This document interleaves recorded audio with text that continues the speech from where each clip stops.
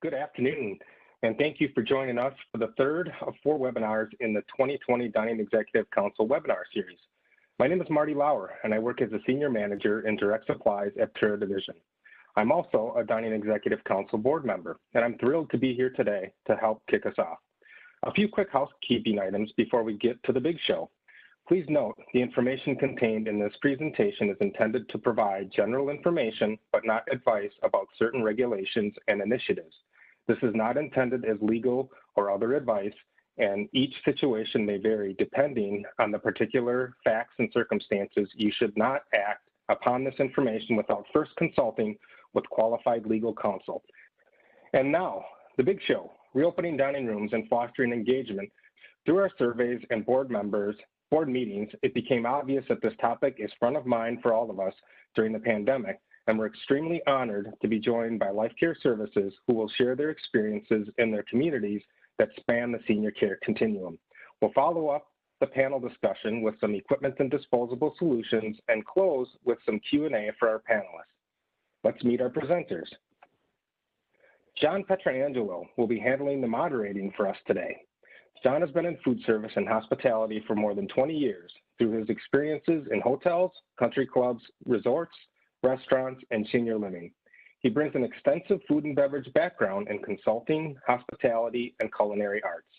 John enjoys working with teams to drive efficiencies, develop innovative programs, and increase resident satisfaction. John holds an Associate of Arts degree in culinary arts and a Bachelor of Science degree in hotel, restaurant, and institutional management. He is also a licensed nursing home administrator. Theresa Lehman has more than 20 years of experience in the hospitality industry, starting her career as the catering manager for SeaWorld in Ohio.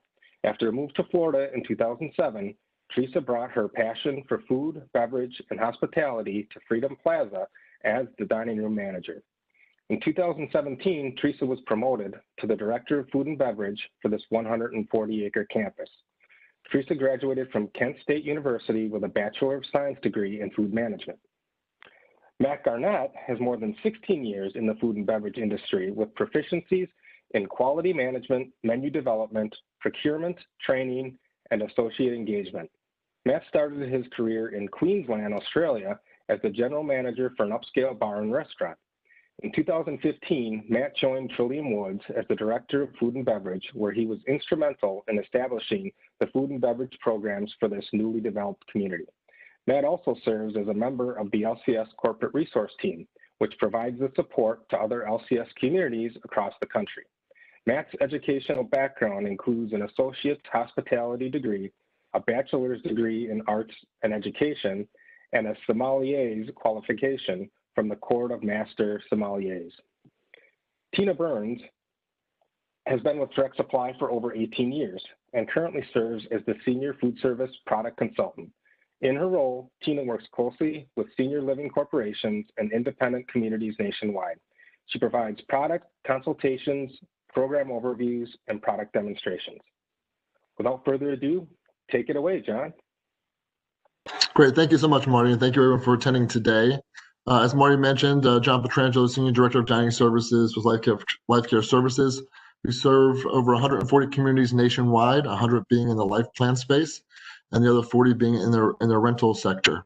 As we mentioned, the reopening phases of our dining rooms has been critical and a big talking point of how do we do it and how do we do it successfully to keep residents safe and trying to get them out of their homes so they can dine a little bit more socially. At LCS, we took a 3-phase approach. And we're going to dive right into phase 1. So, Matt, can you talk us through a little bit what initial steps that you took prior to entering phase 1 of reopening?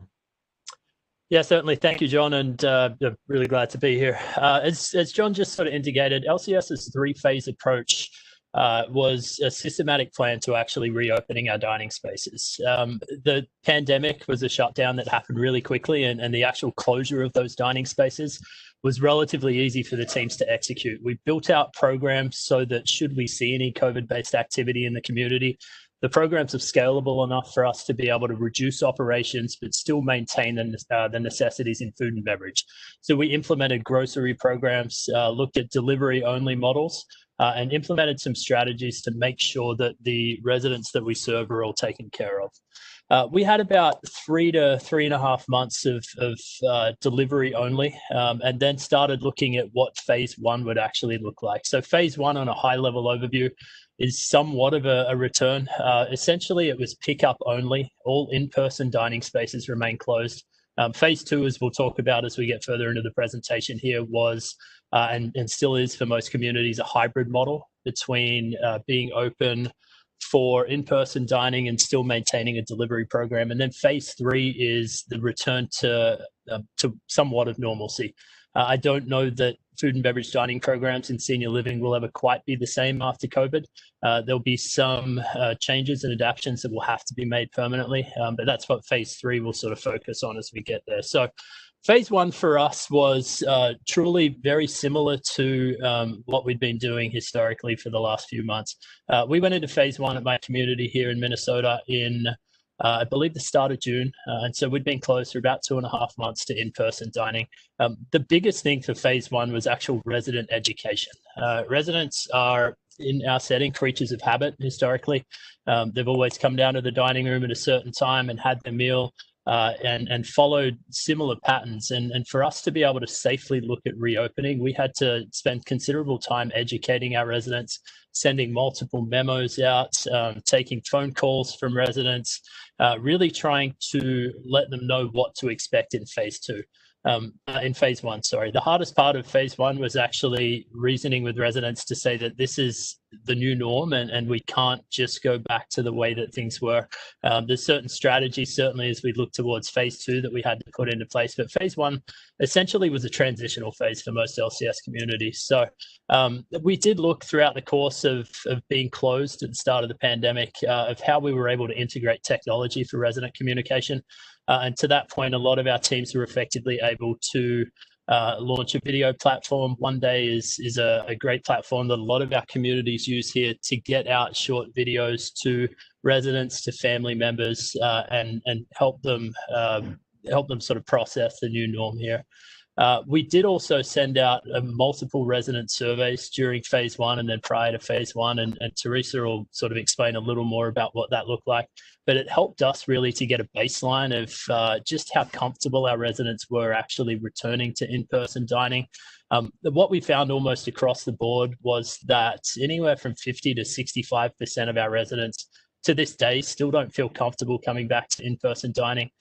We have some residents who are happy to still come every single night and basically trust the process as it stands in place. And then we have a large population of residents who will not return to dining until there's a vaccine and until we're on the back end of this pandemic. So communication was the huge part of phase one and the planning process of phase one, John. Great, thanks, Matt. I appreciate that. Theresa, Matt did allude to the survey that you actually put out in your community. Can you walk us through that a little bit and talk to us really as to what you were seeking through that survey? Okay. So early on, we knew we needed to get the residents' feedback as far as how they felt about coming down.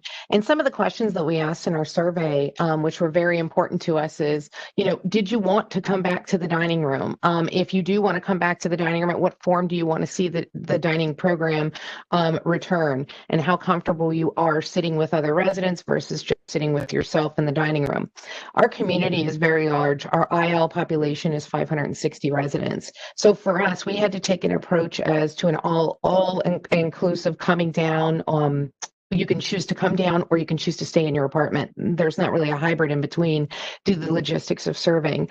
So we've asked our residents if they were comfortable coming down to pick some table mates, maybe they were social distancing with or felt comfortable sitting with, and also to let us know the time that they would like to come down. If not, they would have chosen just to stay in their apartment. That first survey that we sent out, we only had about 21% of our residents that felt comfortable coming down, which is a little over 100 residents.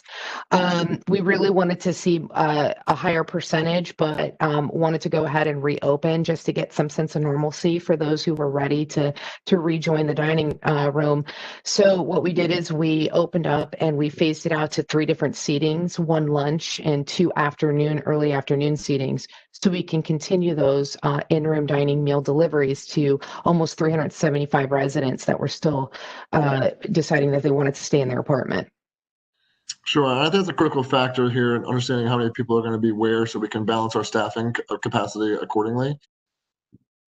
Theresa, as you mentioned, the in-room dining is a big undertaking at your community. Right before you opened up the dining rooms, you were doing 500 takeouts, deliveries to homes. Now still 375 with a small capacity of opening. Walk us through your strategies of how you successfully navigated through that such a large community takeout program. So what we needed to do is, for us, because we have so many residents, we needed to send out our in-room dining packets, our to-go menus for an entire week at a time. We send them out typically on Mondays. Every Monday we send them out, and they have until Thursday to send the entire packet for the following week, which starts on a Sunday. Our weeks go from Sunday to Saturday. The residents fill out the entire packet of meals. We collect them on Thursdays, and then we start to break them down. We use one of our dining rooms for the processing and breakdown of all the in-room dinings. As you can see in this side, it's a lot of breaking down into individual files, and then we have color-coded file folders to determine the floors and the wings and the buildings that we're delivering to. If you go to the next slide, you'll see that we have set up in our Maui dining room that we preset our items. We put all of our non-perishable items on our bags, and we fill out everything the night before based on the menus that we're getting. The packets of the menus on the tables that you see are the ones that we're picking up every single day, and then we have it coordinated into each area. It's a large process to do. It takes a lot of labor hours to do that. We spend 6 to 8 hours a day just breaking down menus and making grids and making sure that everything is going according to plan. And that was the slide that I was talking about with the pictures. We have the table set up, we put the bags down, and then we add our drinks on, all of our non-perishable items the night before. We start with the first 3 floors, and then in the morning we can start processing and getting out to adhere to the timeline that we've set for the residents. Great, thank you. I know, Matt, you take a different approach because you're half the size of the community capacity, and you do more of a same-day drop-off and pickup. Just briefly touch that so we can move on to the next topic. We do, yeah. Our property is 300 IL, and historically we've tried to run a very high-end restaurant program. We have taken the approach throughout the deliveries only, phase 1 and phase 2, of still delivering the next day menu to all of our residents the day before. So 6:30 p.m. we'll send out a small continental breakfast, just a fresh pastry, a piece of fruit, and then tomorrow's menu. And then residents will just fill that in for the day. They'll leave it outside their apartment at 2 p.m. Our team will collect it, get everything entered into the point of sale system, and we'll begin the delivery process around 4:30. Great, thank you, Matt and Theresa. Theresa, this is the survey you sent out, just so those can see it. There's 2 slides here, Marty. We can push through that. Theresa, want to just touch on anything highlights there? That was the first survey that we sent out that determined the 21% to come down. So it yielded good results because we did get a lot of feedback from the residents. Perfect. Great. And so now as we're leaving phase 1 and going to phase 2, Matt, walk us through a little bit of how phase 2 really differs from that of phase 1. Thanks, John. I think as our community started to progress into phase 2, at this stage, I would say the majority of LCS communities are in phase 2, depending on where they are state to state. We have very few that are in phase 3 at this stage. So the majority have some sort of in-person dining currently open. What we saw as communities actually went into phase 2 was that we needed to pay some significant attention to actually being able to meet the psychosocial needs of our resident population. Having our residents be quarantined for anywhere up to 6 months, and in some cases, if they haven't yet returned to in-person dining longer than that, we've seen a significant decline both cognitively and physically of a lot of our residents as they return to the dining room. So it was important for us to actually create a program that incentivized our residents to get back into the dining room so that we could execute our duty of care and make sure that we're keeping an eye on them. Phase 2, in general, as LCS has worded things, is a very fluid phase that allows for the reintroduction of in-person dining on a restricted basis. What that means is that our communities have had to find a way to balance both the delivery program and an in-person dining program, and to do that for a long period of time. I would say conservatively at my community, we've adjusted our phase 2 dining anywhere from 6 to 8 times at this stage. We started out with a very conservative approach that said basically if anything was an unnecessary touch point, we didn't actually have that. So we started out with bare tables. There was no linens. Silverware was disposable. Salt and pepper shakers, caddies of condiments for tea and coffee. All of those things were single use only. And then as we've gotten more comfortable throughout phase 2, we've analyzed week to week what we can give back, what we can't give back based on the dining patterns of our residents. Probably the biggest thing that we've actually had to change throughout the course of phase 2 has been social dining. So when we first started out, it was single household dining only, and we followed the CDC recommendations that essentially said you should be keeping residents 6 feet apart from each other. We found out pretty quick that that was a very difficult thing to do. Anyone who's run a traditional restaurant knows that the majority of your tables are not going to be 6 feet apart. And even when we had couples come to the dining room, they'd eaten by themselves essentially for 3 to 4 months. And we're getting a little sick of that same interaction. So they were also looking for some sort of socialization too. We've had to creatively balance a couple of ways to really make sure that our residents are safe. We're doing mask use basically unless you're sitting at the table. We're temping residents as they walk into the dining spaces. We were fortunate enough to have a reservation system in place before COVID actually hit.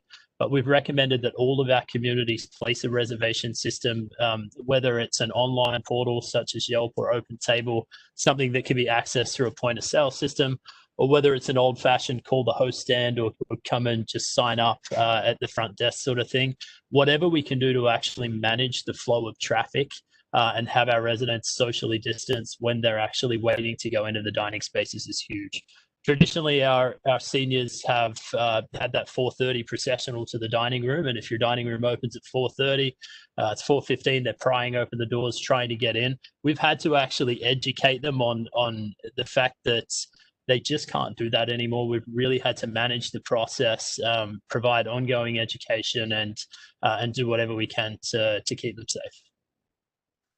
Great, man. Thank you so much. And Theresa, same for you. From a phase 2, how did your phase 2 differ from phase 1, and what things did you integrate as a result? Well, our phase 2 differed by opening the dining rooms. We opened a lot later than Matt did, as he did it earlier on in the summer. We actually just started in our phase 2 at the beginning of October.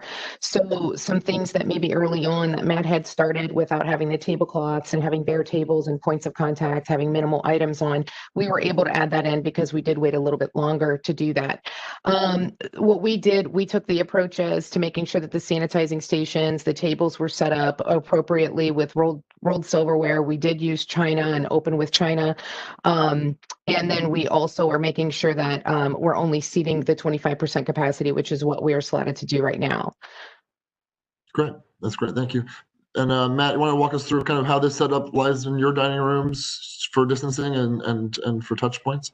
Yeah, certainly. So the photo on the left is actually our cafe. So we have a cafe bistro style coffee shop.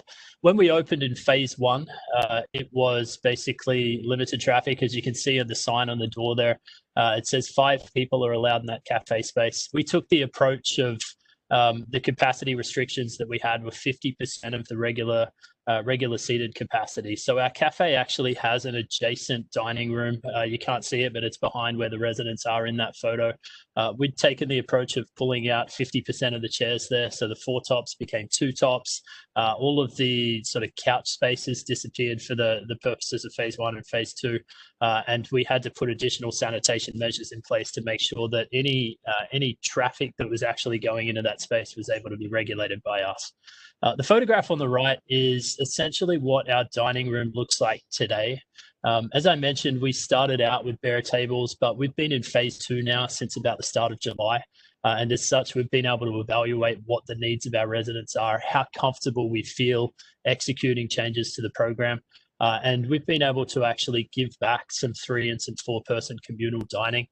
The trickiest thing is trying to explain to residents why certain changes can and can't happen. And they're all aware of the guidelines that the CDC has preached in that they should be 6 feet away. As I mentioned, it's just not really a possibility in the table. We know some of our communities have explored a plexiglass barrier or some other creative solutions like that.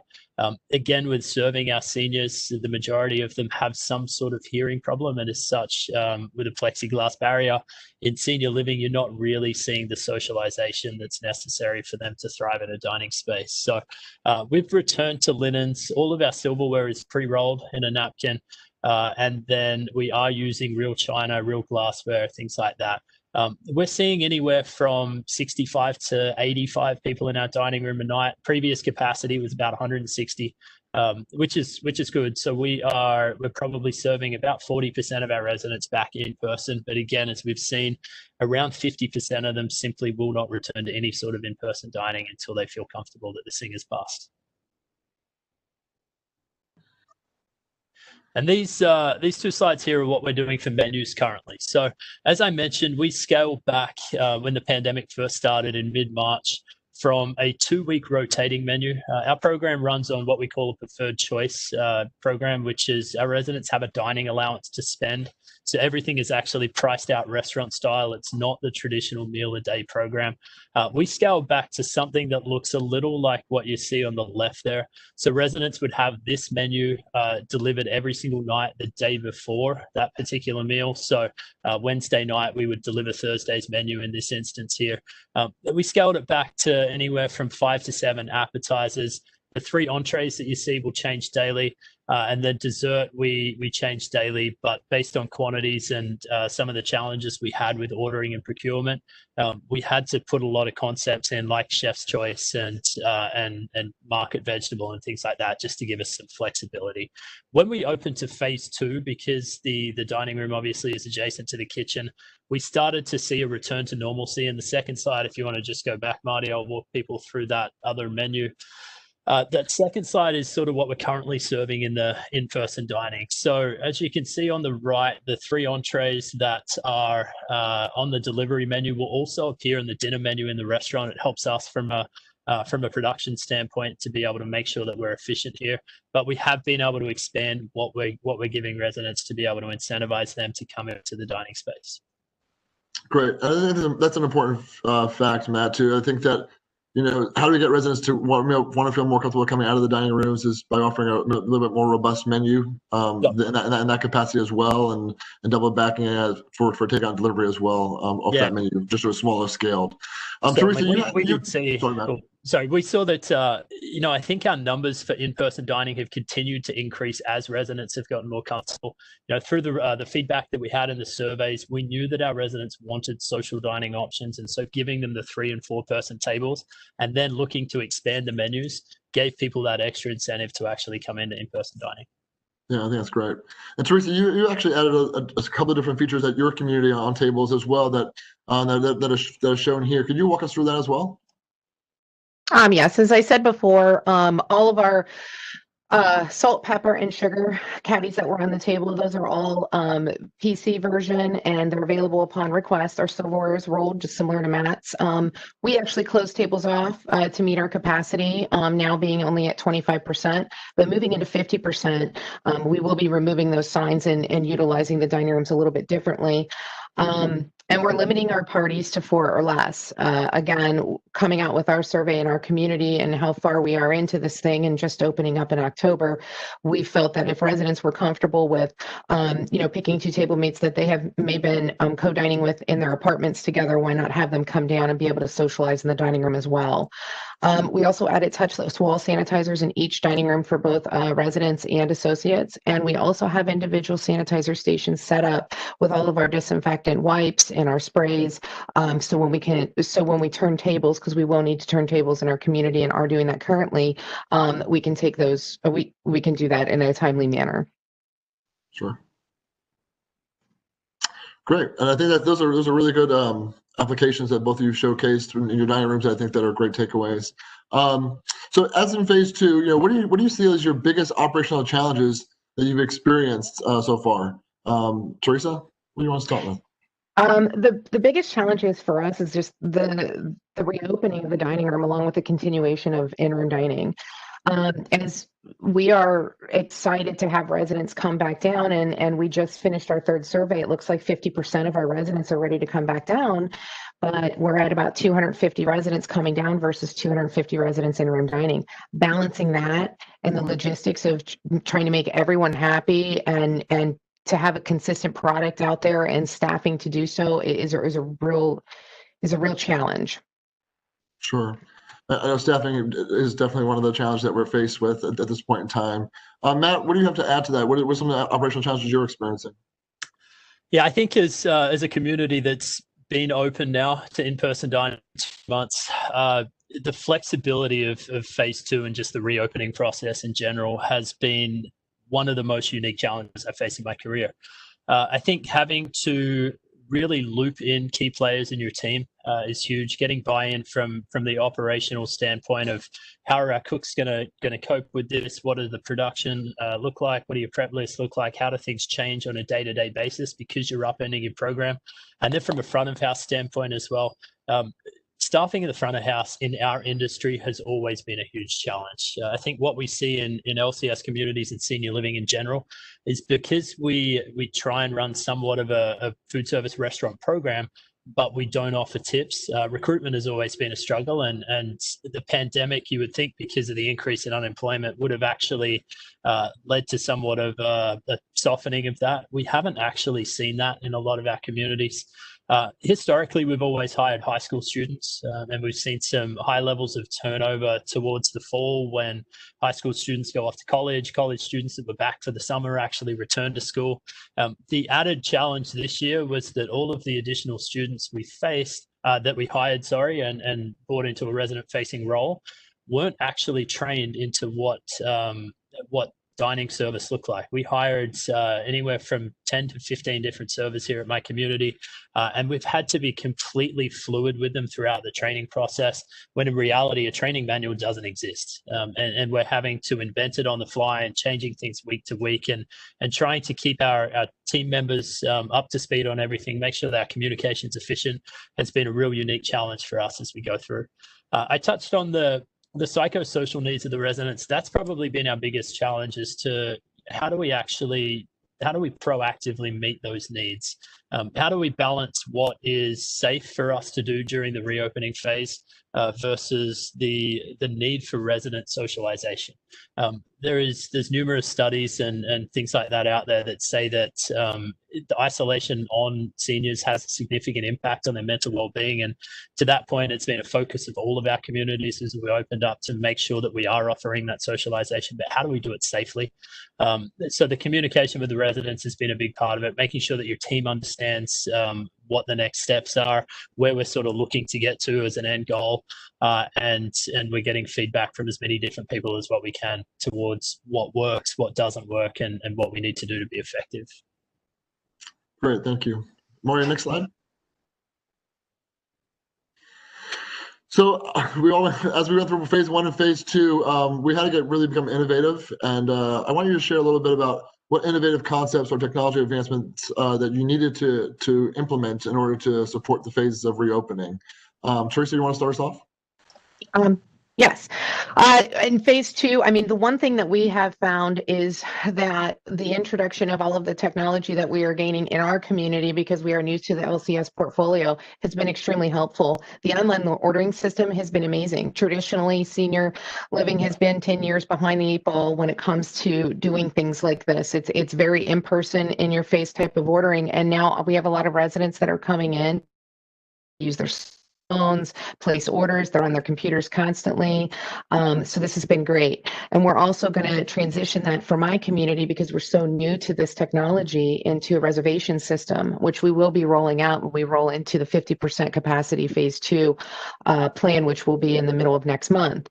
It's been fantastic, and along with our POS utilization in our bistro settings and in our dining room for placing orders while they're in their rooms, instead of filling out the paperwork that we need to do right now. We want to get to that point. We're not there yet, but we are slowly getting there. Great. And Matt, what have you seen as far as innovative or technology advancements within your communities? Yeah, look, to Theresa's point, I think senior living food service has always been 10 years behind the ball. So the one silver lining that we saw operationally out of this pandemic was it gave us a good chance for us to essentially hit the pause button on our program, sit back, take a step, and say, here's where we want to get to in the next few years.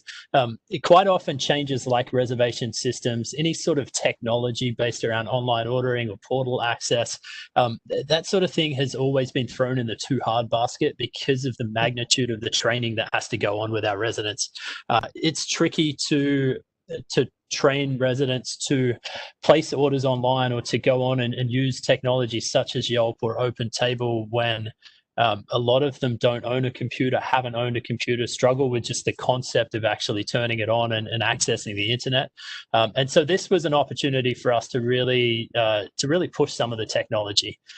6 to 8 months ago, I think the majority of our residents had no idea what Zoom or GoToMeeting or Teams or any of those platforms were. But we've seen now all of our committee meetings are taking place virtually. A lot of our residents have really embraced the technology. And so as we look to completely reopen from the pandemic, this has been a great opportunity for us to be able to launch those technologies. We were fortunate enough at my community to have a reservation system in place. We've used Yelp for about 3 years now, but we have pushed the technology on almost all of our LCS communities because having that reservation system in place from a COVID management standpoint helps us to really manage the flow of traffic. But as we see more of the baby boomers coming into our communities, as Theresa mentioned, they have more of an affinity for technology. The majority of them own a smartphone, own a tablet of some sort, know what an app is. And those are the battles we've been fighting over the last 5 to 10 years that, as I mentioned, we put the too hard basket. Now we have an opportunity to actually drive those technologies forward. The implementation of those technologies is huge. Online ordering, which is something that we've just rolled out here at my community, has the ability to actually directly impact the amount of labor that we have. I think a lot of our communities have struggled with census during the pandemic, and as a result of that, expense management is a huge thing. Online ordering for us actually allows residents to place an order, to send that order straight to the kitchen, and to bypass any need for service staff. So we're actually able to have that direct impact on labor. A lot of our communities have done some really innovative things with resident interaction by using video platforms.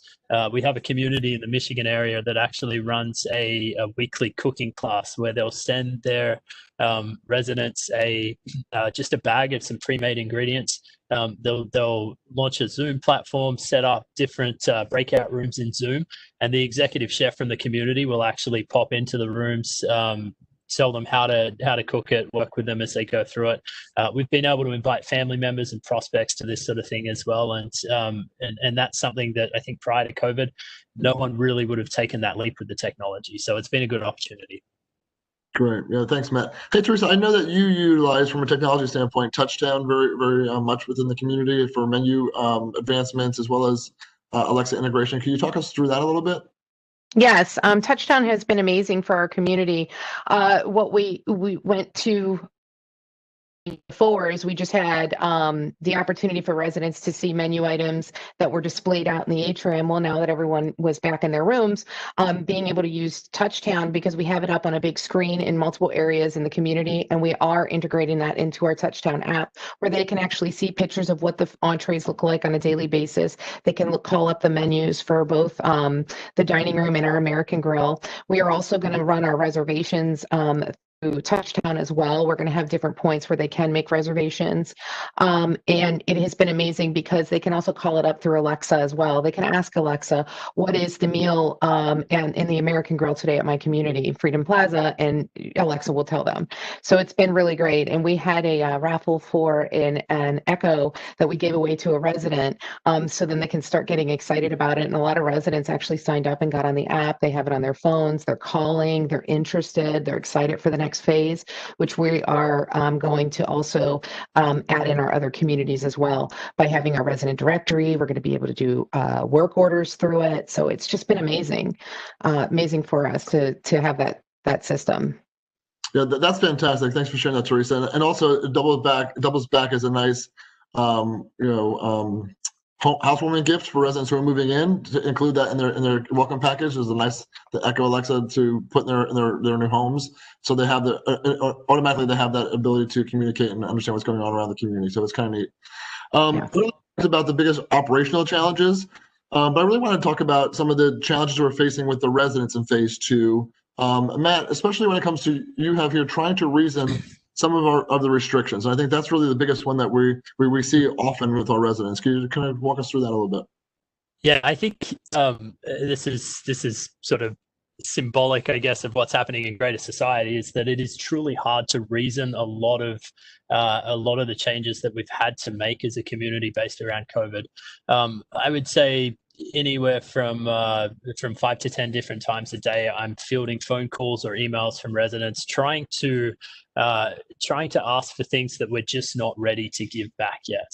Looking at the introduction of 3 and 4 person dining tables, although we had a lot of residents that were actually pushing for that, we did see a few residents sort of say, hang on, that's a little bit too soon for us to actually be introducing that sort of thing into the community again. And as a result, they would scale back their dining patterns. So I think just being clear and concise with your communication with all of your residents is absolutely huge. Fortunately, we have the LCS guidelines that we can fall back on to say that, we have a timeline, we have a plan in place. What we're doing at the moment has currently worked. We've been able to manage community spread of COVID here at my community and in a lot of our LCS communities in the dining spaces because of the restrictions that we have. So we do have a playbook that we follow and that has been effective as we look to reopen at the moment. The communication piece, as it comes back to not only with the residents but your team, is always going to be huge. And I think you do have to be honest and upfront with your residents. And if we're able to give something back, great. Make sure that you've worked through what that exactly looks like with your team, that you're effective with the communication.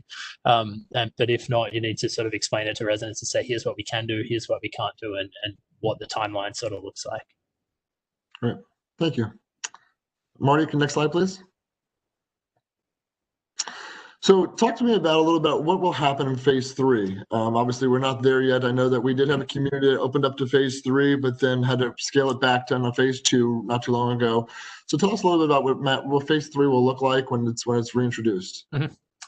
Yeah, phase 3 initially when we wrote the playbook as to what the guide to reopening would look like for phase 1, phase 2, phase 3 for LCS, we'd set some timelines, and looking back on them now, it's funny to sort of see where our head was at when we wrote that. We initially planned for a 1 to 2 week phase 1, a 2 to 4 week phase 2, and the thought was that most of our communities would be into somewhat of a phase 3, anywhere from 4 to 6 weeks after they actually opened back into phase 1. As we've seen, that just isn't the case. Most of our communities have actively just put a phase 3 date on hold. It isn't something that, given the amount of increase here in the Midwest and over certain areas in the rest of the country of active COVID cases, it isn't something that is on the radar for a lot of communities. If and when that does happen, I think there is a lot of things that will change as a result of COVID. I think gone are the days of, certainly until the pandemic's over, gone are the days of employee-served buffets. A lot of our communities run almost an exclusive buffet service restaurant. And so they've had to go back to the drawing board to rewrite the programs to see if there's a way that they can reorganize things to have it be a made-to-order program. If a buffet is a necessity, it has to be an employee-served buffet, or there has to be some sort of sanitation programs in place to make sure that we are minimizing any risk to the seniors that we serve. Phase 3, in theory, will actually be the full return of in-person dining. So without restrictions on table sizes, we'll see a return of visitors to the community in person for dining. We'll see the resumption of activities, events, and marketing events, and things like that. But at this stage, and I think as we progress through the winter into the spring, the focus is on really trying to keep our residents safe. And at this stage, for the most of the communities that LCS manages, phase 2 is probably what makes the most sense. Great, thanks for that, Matt. Theresa, on the innovation side, we talked a little bit about it earlier, but some of that was stopgap measures that we had to put in place to kind of execute just to get through the current state, which technology or innovation approaches do you think that will kind of stay for long-term beyond phase 3? Definitely the reservation process and the online ordering. I think that's here to stay. A lot of residents are really taking to it. There are residents that are slow to start with it, but even ones that were completely apprehensive and didn't want anything to do with it are now knocking on our doors, giving us calls and saying, hey, how can you help me through this portal? I want to understand. I want to place these orders. I think it would be a lot easier this way. Like the flexibility of reservations. With the system that we currently have in place, you can make reservations up to 7 days out. So it's not like they're going to need to get on every single day to make reservations. They just have to be flexible of when they have to come down or when they can come down. So I definitely think that that's going to play a huge part in our future once we get to phase 3. Sure, I totally agree. And I think in addition to that, I think that once we're able to reintroduce family members, we're going to see an influx of guest meals that we've never seen before in the likes of senior living, just because family has been excluded for so long that they're going to want to gather and dine with their loved ones more often, more frequently. So in order to balance that dining room, your capacity of spacing, I think is going to be critical. And I think, having just a short window of dinner time or lunchtime available, we either have to expand hours or just get really creative with how we turn tables. So that reservation system, I think, moving forward is going to be really critical to our success in balancing the traffic flow. Next slide, Marty. How important is the focus on safety and sanitation throughout the reopening phases?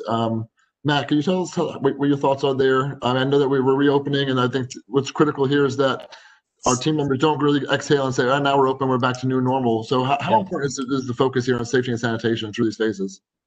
I mean, it's critical. Without an effective safety and sanitation method in place at your community, you just won't be able to reopen. You will see additional COVID activity, and you will have to scale it back at some stage. So this was one of those things that we had to spend a significant amount of time on, and we still have to hold our team members consistently accountable. It's something that we train on almost every single day. Pre-shift meetings with the team, with the culinary team, just making sure that everything that we do, we have safety and sanitation in the back of our minds. Mask use is huge. As we started the pandemic, admittedly, it was challenging. Certainly anyone who works in a kitchen knows that if you're on saute and you're over an amount of hot food, it's 80, 90, sometimes 100 degrees back there. And having to actually train our team members to keep those masks on at all time was a challenge throughout the initial part of the pandemic. But I think as we've seen it go on, everyone has gotten a lot more comfortable with it. From a resident standpoint, we have our residents temped basically as soon as they come out into the community for any day. They do have to wear a little sticker that says that they have been temped throughout the course of the day if they're out and about in the community. So if they come down into dining and they haven't, we will temp them. They wear masks to and from the table. We've got touchless hand sanitizers all throughout the community. We have purchased additional sprayers for actually going down and sanitizing all of the dining spaces, all of the communal resident spaces as we see used throughout the course of the day. And then our team members. It was really important, I think, for us to keep team member well-being forefront as we sort of went throughout the pandemic. We always talk about serving our seniors, and we're here to serve them. But the reality is, without team members that are active and engaged and comfortable coming to work, we aren't able to deliver on those promises. When we saw some COVID activity in my community in the spring, that was one thing that threw me off a little. I thought that we'd been proactive in having a lot of those discussions and saying, if we see some activity in the community, how comfortable are you coming to work and doing your job? Everyone was good essentially until it was real. So we had to adjust on the fly and to scale back that program just to make sure that it was effective. A big part of having your team members actually feel comfortable is having those safety and sanitation practices in place. Having parents of 15, 16, 17-year-olds feel comfortable that if their child's actually coming to work in a senior living community, that the COVID protocols that we have in place are going to keep them safe. Sure, that makes a lot of sense. And Theresa, that you mentioned a lot of staff, a lot of new staffing in the front of the house for your team, and obviously doing a lot of pre-shifts to make sure that everyone's educated. Talk to me about glove usage and the importance of the education behind glove usage for our team members. Well, prior to COVID, washing hands was like the biggest thing. Every time you're full hands in the kitchen or full hands out of the kitchen, bringing anything in, you're washing your hands. Well, now we're wearing gloves. Gloves are great, but sometimes associates feel that glove is a protectant. So I have this glove on, nothing is penetrating my hand. Well, it's not, but it's getting on the glove. So the big thing that we're promoting in our community is anytime servers are walking into the kitchen, we're like, wash your hands, change your gloves, wash your hands. We tell them that, and they still are going through the hand washing process, and they're also changing their gloves. We are constantly changing gloves from table to table when they go into the wait station and they're waiting on one table, bringing the food out, coming back into the wait station. They're making sure they're changing their gloves. They know they cannot go from one table to the other. It's super important. It's just retraining them. It's a new way, but gloves also serve as a barrier as well, because sometimes you don't feel that you're dirty because you have that protectant on your hand. Sure, and I think it's a really critical piece to the puzzle here is that glove contact, and so Yeah. the education piece is ongoing, and I think it will remain ongoing for a while.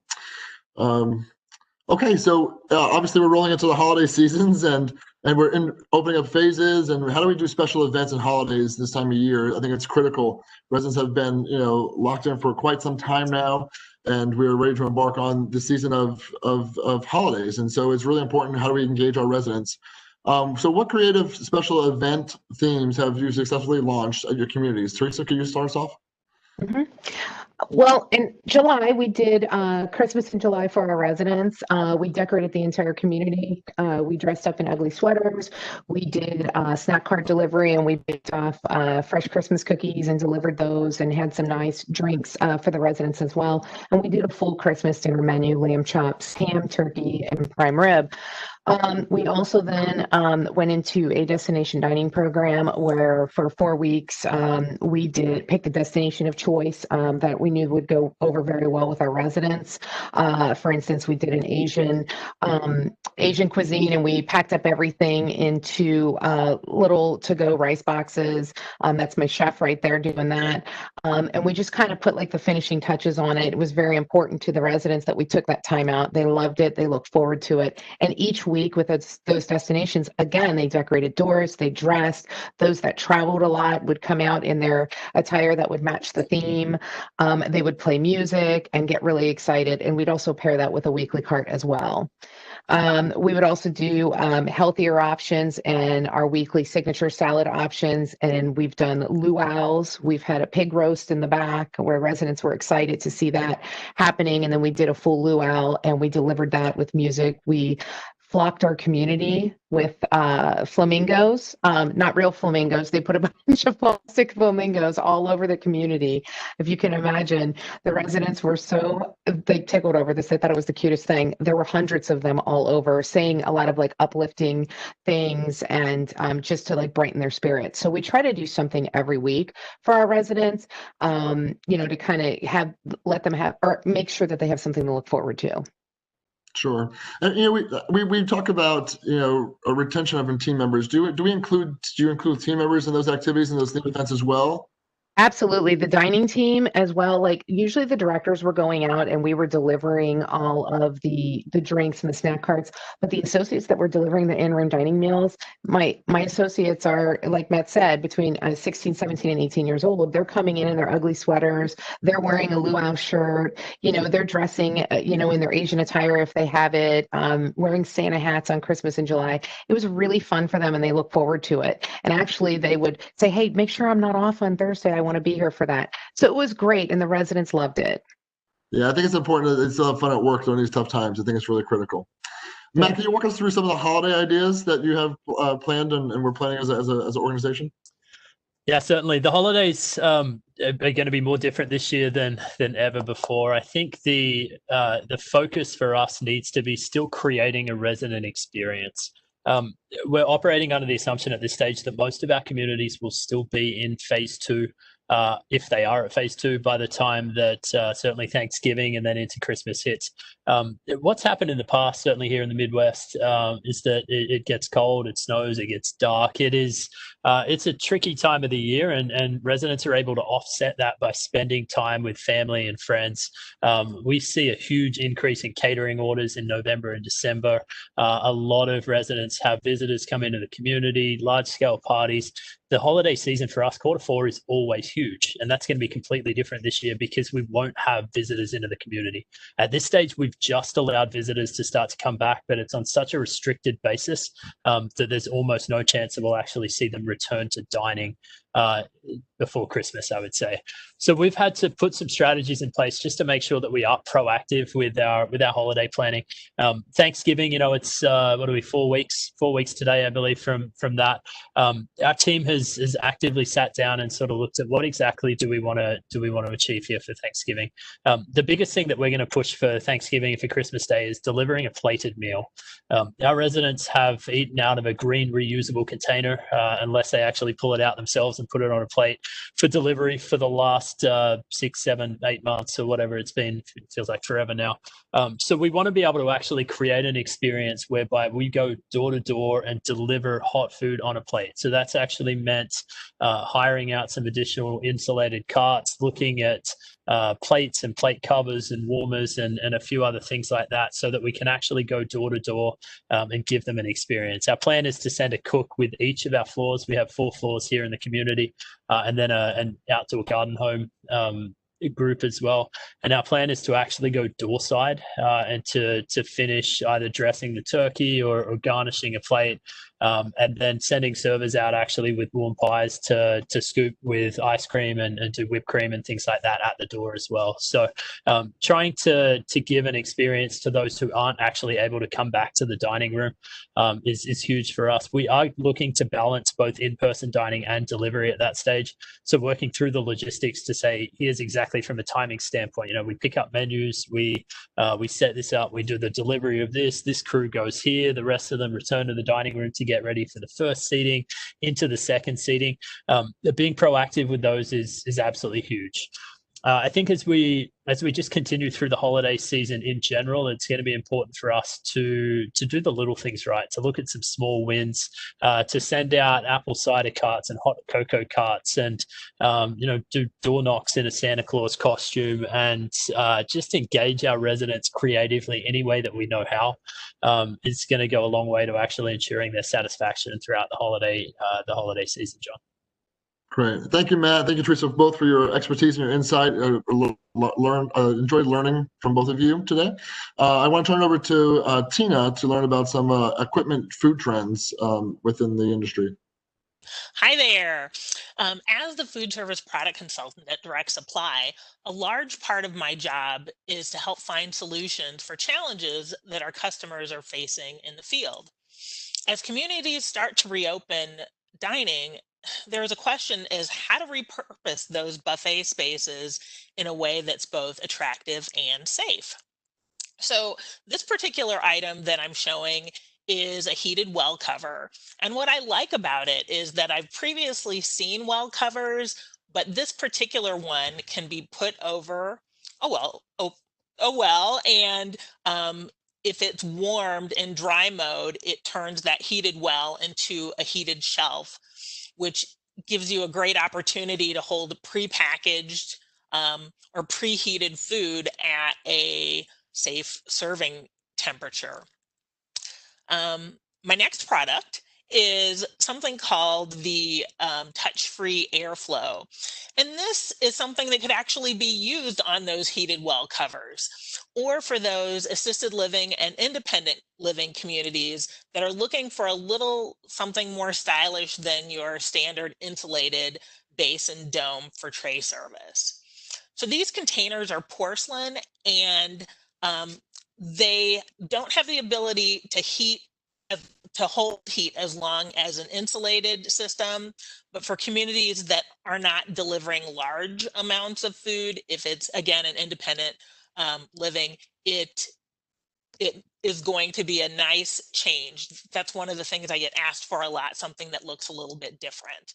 And these units are stackable, and both the lid and base are microwave and dishwasher safe. All right, next slide, Marty. As Theresa had mentioned, not everyone is interested in heading back to the dining room. Early in the pandemic, we had quite a few requests for disposables, so I wanted to just include a few of the most requested items. This particular tray is disposable, but it has the molded channels that reduce the plate and glass slippage, and it's pretty heavy duty. There's a 5-pound weight limit on this one. This particular slide shows high heat disposable domes and bases, just again to give some different options. These units, as far as the disposable plate, the high heat disposable plate and dome, can work in temperatures up to 300 degrees. So that was really just something helpful. All right, so many of the customers that I have spoken with are looking for alternatives to disposables. They like the durability of melamine, but don't like the fact that it can't be microwaved. This particular product is called Nature, and it's durable like melamine, but it can withstand temperatures for up to 248 degrees in the microwave. Best of all, it's a plant-based, it's made of a plant-based material and not plastic, so it is eco-friendly. And I'm going to ask for the next slide. One other item that was popular with our independent and our assisted living communities were the heated banquet carts. Now, in general, pre-pandemic, we didn't see much of a demand for these heated banquet cabinets, but we found that they were a good fit for our independent living and assisted living communities who are not interested in investing in insulated ware. So these units come in a variety of sizes and can hold plates, as few plates as 20 covered plates or as many as 200 covered plates. They can also be used with uncovered plates, but obviously they're going to hold less. So the unit that you're looking at right now will hold up to 60 covered plates or 48 open plates. And for my last thing I want to talk about is, at the start of the pandemic, I received many requests from communities looking for hot cold trays. And I can tell you there are a ton of options for transporting bulk hot and cold food, but very few that hold hot and cold food on the same tray. So this particular unit will hold 20 of their special trays. And as you can see from the picture on the far right, these trays they're 21 by 12, and they're designed to hold hot food on one side and cold food on the other. And because it's a heated and cooled cart, you don't need insulated ware. It can just be used with a high heat dome over the plate, or, you know, if you choose not to, just a standard metal stainless dome. So what's nice about this unit is that there's convection heat on the hot side and forced air on the cold side. And again, it makes it pretty easy to travel. I want to thank you for your time, and now I'm going to turn it back over to Marty for the Q&A session.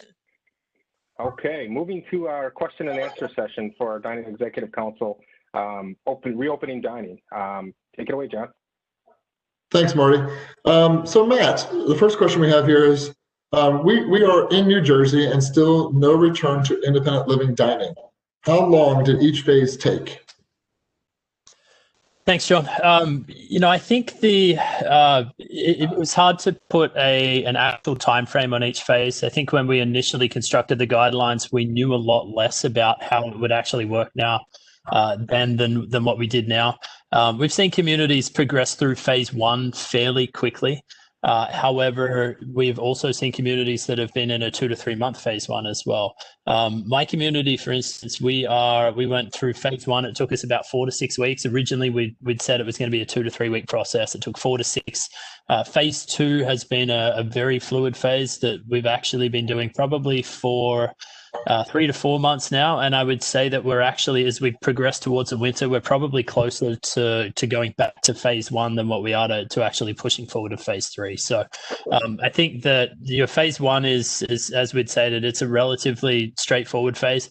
Phase two is truly going to be a flexible phase. And I would certainly encourage people to take that approach of making sure that they are flexible, and even if it is a phase 2A, 2B, 2C, as you go through, whatever you can do to improve the resident experience and give them what they need from dining is encouraged. Great. Thanks, Matt. Theresa, the next question is, should phase 1 start with paper products?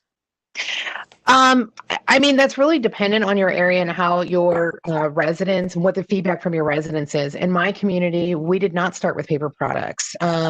We actually were in phase 1 for a very long time. We were in phase 1 for about 5 months, I'm sorry, and we just moved up to phase 2, and we started with full china. So the only thing that we really did take off of our tables were any salt and pepper shakers and sugar packets, anything that the residents would touch that would maybe go into the next table. So those are the only items that we went to that were disposable. And we also rolled our silverware as well. Sure. Great. Thanks, Theresa. Hey, Theresa, another question for you is, have you had to backtrack on anything due to COVID increases all over the country? As you mentioned, you being at 5 months, was that all along the target, or did you have to roll it back on occasion? We just never progressed on to phase 2 in our community specifically. When we were about to move up into phase 2, our residents were uncomfortable with coming to the dining room because of the spike all over the nation and peaking in like June, July. So we decided to wait off in a holding pattern for a while until we can get the buy-in from our residents. So we continued into phase 1, and then we entered into phase 2 at the beginning of October. Okay, great. Thank you. Matt, next question. What happens if someone tests positive for COVID-19? Do you start over? I think if we all knew the answer to that, we'd be better positioned than what we are. Look, it is the way that we've treated it is it has truly been a case-by-case basis.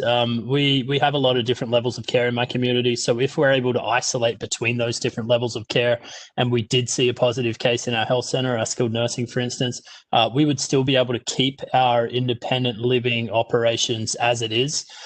We have seen some activity throughout different departments in my community that have necessitated us actually going back and taking a more conservative approach. I think the majority of LCS communities that have actually progressed through to phase 2 have scaled it back at least somewhat, as dictated by the different outcomes at their community there. So from a food and beverage standpoint, we've seen communities that have had activity in their community.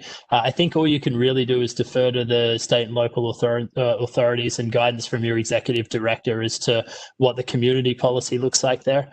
I think every state and every community is going to be a lot different in that respect. Great. Thank you, Matt. Theresa, was there an increase of residents wanting to utilize the dining room once the word got out that you had reopened the dining room? Yes, absolutely. We actually entered into phase 2 at the beginning of October, and we only had about 21% or 106 residents that were interested in coming down. I just finished a 3rd survey with our residents, phasing up again, remaining in phase 2, but having more participation, and we have 50% of our residents are ready to come back down to the dining room. And that's even after we just found out we had our first COVID positive residents in our independent living dining room, or that were coming down to the dining room last week. I have not had any pushback from the residents saying that they don't want to come down. They know that the safety measures we've put in place are keeping everyone safe. They know that we are making sure that residents are sitting in areas where they're far away from each other, and we have our residents social distancing, when they're coming down to the dining room. Great, thanks, Theresa. And Matt, next question is for you. The residents that would like to rejoin the dining room are all residents from the green zone. However, the dining room is in our activity room, which is just past our yellow zone. So the residents would need to pass through the yellow zone for a short period of time. Is this okay? Yeah. Without knowing too much about what the specific layout of your community is, I think, again, I would defer to local guidelines and what your actual community policy is there. Traditionally, most communities have found a way to structure different levels of care or different zones, potentially in your case, to have them try and avoid any any sort of unnecessary contact or walk through different areas of the community. So look, I think again we come back to that focus of whatever we can do to give our residents that proactive dining experience that gets them out, that gets them involved and engaged in the community is beneficial. I think you would probably have to work out the community specifics by the sounds of that one with your executive director and the rest of the team in the community. Sure, yeah, I think that makes sense of trying to keep people isolated if possible, and setting up different dining venues. If you get creative with your local, whatever space you have available is pretty important in that facet for sure. Thanks, Matt. Theresa, considering the more labor-intensive hybrid dining models, how are the staffing shortages due to COVID being addressed? So right now, what we are doing in our community is we're offering sign-on bonuses for associates who do decide to work for us. We are also working on trying to really streamline our menus and scale back on our menus that we were doing for delivery, so then we can cater to the residents that are coming down to the dining room. I mean, it's just restructuring on a weekly basis. We try something. If it doesn't work, we pull back. We want to give the residents as much as we can within reason. So we want to make sure that we're consistent on a daily basis. Some things really well, some things don't. Recruitment is so important right now. We are reaching out to the local high schools. We actually are working with 2 local high schools, and we said to the principal and the guidance counselor, if they refer an associate to us, we will hire them on the spot, because it's a guidance counselor and principal referral. And our HR director is working with us on that, and we've gotten some really good referrals in. If they're wanting to work, we have jobs for them, so we're excited to bring them on. Great, thanks, Theresa. Matt, next question, and this one has multiple questions within it, so we'll try to address all of them. Clarifying that during the room delivery stage, you were still giving each resident a selective menu. Did that greatly complicate the production, meal assembly, and delivery process? How many FTEs were involved in that type of process? Yeah, so correct. It was still a selective meal process at my community. We would deliver a menu the day before for pickup the day of, if that makes sense. So tomorrow's menu would go out tonight. The delivery only menu had a choice of 6 to 7 different appetizers, traditionally 3 to 4 different entrees, and 1 or 2 different desserts. The program that we actually created was intended so that should we see an outbreak of COVID within our community, specifically within the staff portion of it, we were able to scale that program back to a point where it was essentially bare bones. If we did need to scale back, let's say we had a large outbreak in the community and had to quarantine the majority of the food and beverage team members, we could scale it back so that it was just the 1 delivered entree a day, a choice of a small amount of pre-made apps, and the dessert as well. So we were comfortable, I think, making the assessment of here's what we know we can provide given our current layout. We did, I think, overall see a reduction in FTEs just based around the fact that because you're not opening the restaurant, you're not using the traditional service as you have. The delivery process is a much more confined window. Instead of us having the restaurant open from 5 to 7:30 or 8 o'clock at night, we're actually done and wrapped up with all our deliveries by 6 p.m. means that the team is out the door by 6:30, as opposed to 8:30, 9 o'clock on a busy night, 9:30 finish. So we saw an organic reduction in FTEs there. We were able to reduce a lot of front of house FTEs just out of not needing to have them because of not having in-person dining service. But in general, I think that reduction in FTEs came mostly from just the reduced hours more than active management of it. Great. Thank you, Matt. Theresa, why should gloves be worn at all times? Well, during this process and just keeping associates safe, I think the residents look at that as like PPE for an associate, is keeping them clean so then we don't have that contact with the resident or with the items that they're bringing out to them. So gloves should be worn at all times so then we're not touching their plates and bringing them to them and they're also touching them as well. It's keeping both the resident and the associate safe. Great. Thank you so much, Theresa. Matt, next question. Our kitchen has been wearing face shields and has been a safety issue when getting things from the oven, steamer, etc. I have not found any solid information on whether or not kitchen staff are required to wear face shields or not. Not sure if you can help answer this. Yeah, to my knowledge and from what I've seen supporting other LCS communities, I haven't seen any of our communities that have required kitchen staff to actually wear face shields. I have seen, based on the different levels of care, some will require an N95 and a surgical mask on top of it.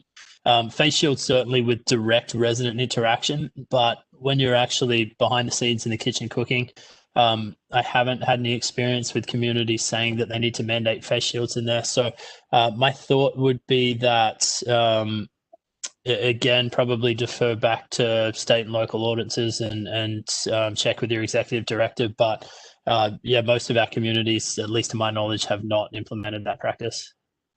Great. Thank you, Matt. Theresa, the next question is, have you delivered any fun food snack items to your residents, i.e. wine and cheese, beer and pretzels, in coordination with your activities department?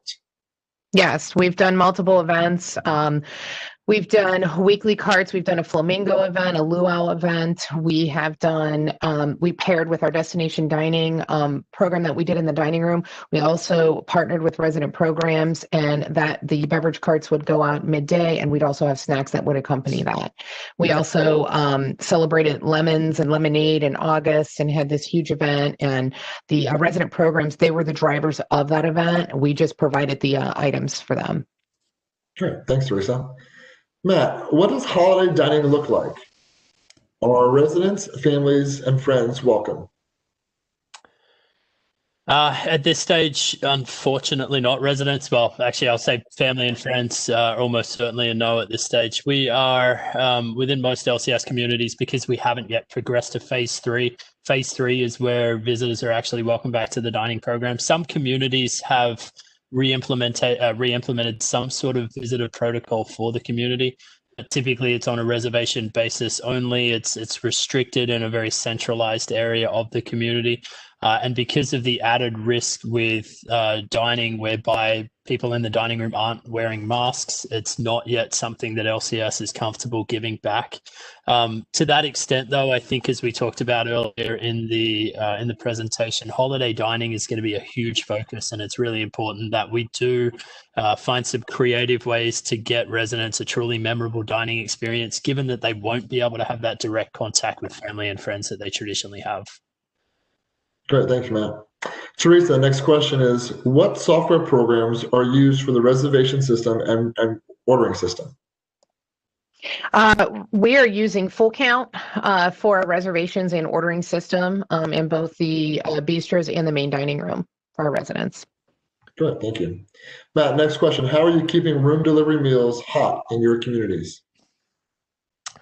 You know, we've got a couple of different strategies that we've used. More than anything else, I believe it's timing. I think if you are able to truly implement an efficient program, you want to try and minimize the amount of time spent from the food actually going in the window to when you're pressing the doorbell for the residents. The way that we've been able to do that is to be careful about the structure of the menu. I think if there is too many complications and as bad as it sounds, probably too much variety on the menu, that's actually going to slow that process down.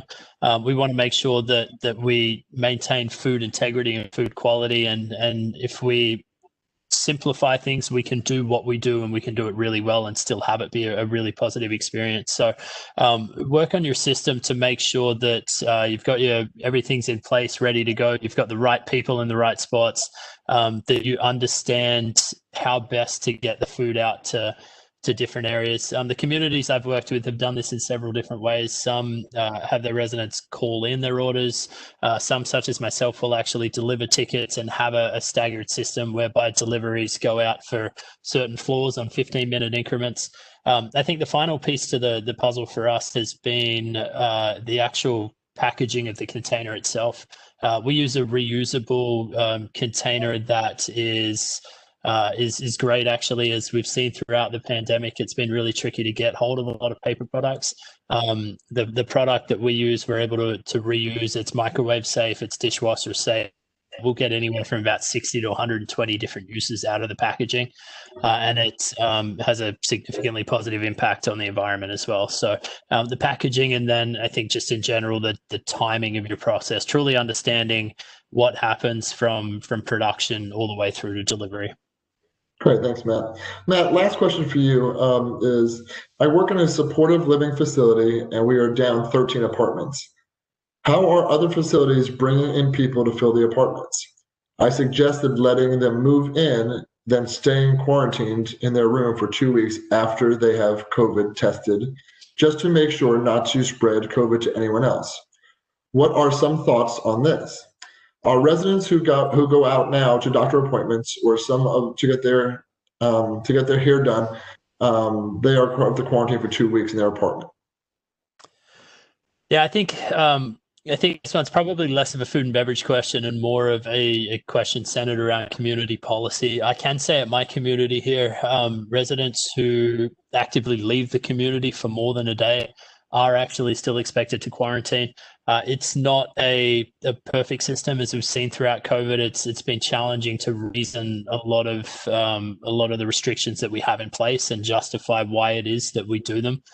The marketing and sales component of actually getting bodies into the community, that part is huge. And because of the challenges around COVID, it's somewhere that all communities are behind in.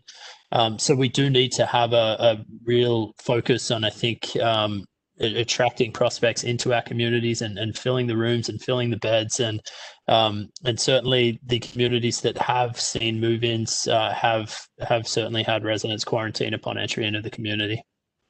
Great, thanks, Matt. Matt and Theresa, thank you both for your expertise and sharing today. We look forward to having further conversations in the future. That concludes the questions for today's session. Thank you. Thanks, John. Thank you. Please note that our fourth and final Dining Executive Council webinar will take place on Thursday, November 19th, so please mark your calendars. We'll be covering creative ways to combat weight loss. And last but not least, thank you. Thank you all for attending today's webinar. A special thank you to John, Theresa, and Matt for sharing their experiences as they work to reopen dining in their LCS communities. Thank you to Tina Burns for giving us some equipment disposable solutions. Thank you to the Dining Executive Council Board for your input and support. And last but not least, thank you to Megan Klein, Wendy Griffin, Erica Bietrick for making this webinar possible. Stay safe and be well.